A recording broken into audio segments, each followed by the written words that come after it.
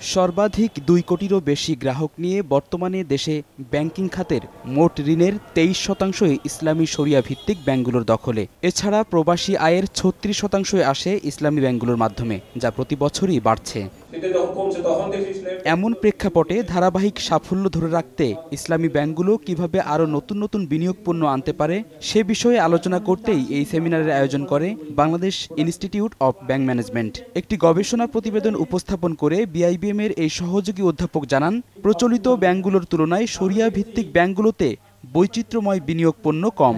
আমরা যে সার্ভেটা করেছিলাম সেখানে 25% ব্যাংকস বলছে yes there is deficit of Islamic banking products. প্রত্যেকটা জায়গায় রেগুলেটরি একটা সাপোর্ট লাগে, আইনের একটা সাপোর্ট লাগে যেগুলো প্রোডাক্ট ডেভেলপমেন্টে। লাভ লোকসান ভাগাভাগির মাধ্যমে ক্ষুদ্র ও মাঝারি খাতে অর্থায়ন বাড়াতে পারলে ইসলামী ব্যাংকগুলোর পরিধি আরও সম্প্রসারিত হবে বলে জানান বাংলাদেশ ব্যাংকের এই ডেপুটি গভর্নর।